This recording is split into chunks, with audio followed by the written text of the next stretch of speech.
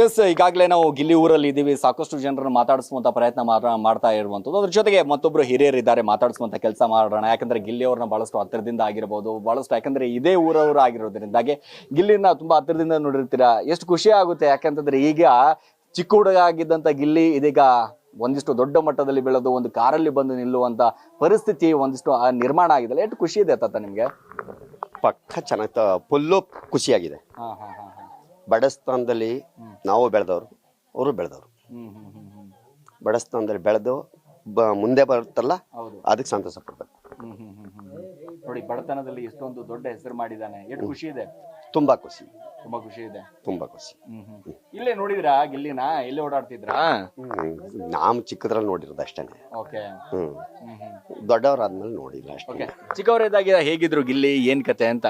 ಅವ್ರ ಮಾಮೂಲಿ ಹುಡುಗರು, ಮಾಮೂಲಿ ಬುದ್ಧಿ ಅಲ್ಲ, ಆ ಥರನೇ. ಅದನ್ನ ಬಿಟ್ಟು ತಾಡಪ್ಪ ಅಂತ ಇನ್ನೊಬ್ರು ಚೆಂಗ್ಲು ಅವೆಲ್ಲ ಇಲ್ಲ.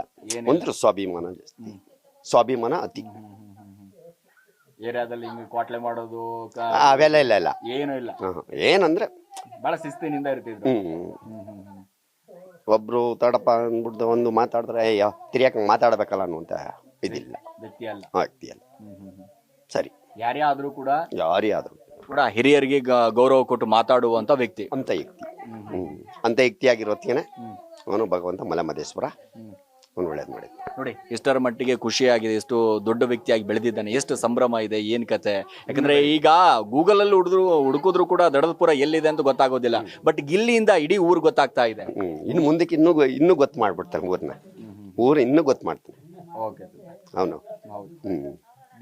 ಥ್ಯಾಂಕ್ ಯು ತಾತ, ತುಂಬಾ ಖುಷಿ ಆಯ್ತು ಮಾತಾಡಿದಕ್ಕೆ. ಎಸ್, ಹಿರಿಯವರು ಕೂಡ ಹೇಳ್ತಾ ಇದ್ರು, ನೋಡಿ ಚಿಕ್ಕವರು ಇದ್ದಾಗಲೂ ಕೂಡ ಯಾವ ರೀತಿಯಾದಂತ ವ್ಯಕ್ತಿಯವರು ಯಾರಿಗೂ ಕೂಡ ಅಂತಂದ್ರೆ ಮರ್ಯಾದೆ ಕೊಟ್ಟು ಮರ್ಯಾದೆ ತೆಗೆದುಕೊಳ್ಳುವಂತ ವ್ಯಕ್ತಿ, ಯಾರಿಗೂ ಕೂಡ ಇಲ್ಲ ಬೈಯೋದು ಅಯ್ಯೋದು ಏನೂ ಕೂಡ ಮಾಡ್ತಾ ಇಲ್ಲ. ಬಹಳ ಸ್ವಭಾವದ ವ್ಯಕ್ತಿ ಅನ್ನುವಂತ ಲೆಕ್ಕಾಚಾರದಲ್ಲೂ ಕೂಡ ಹಿರಿಯರು ಹೇಳ್ತಾ ಇದ್ರು. ಕ್ಯಾಮರಾ ಪರ್ಸನ್ ರಿಯಾಜ್ ಜೊತೆ ನಾನು ಸಿರಾಜ್ ವಾಲಿಕರ್, ರೆಬಲ್ ಟಿವಿ, ಮಳವಳ್ಳಿ.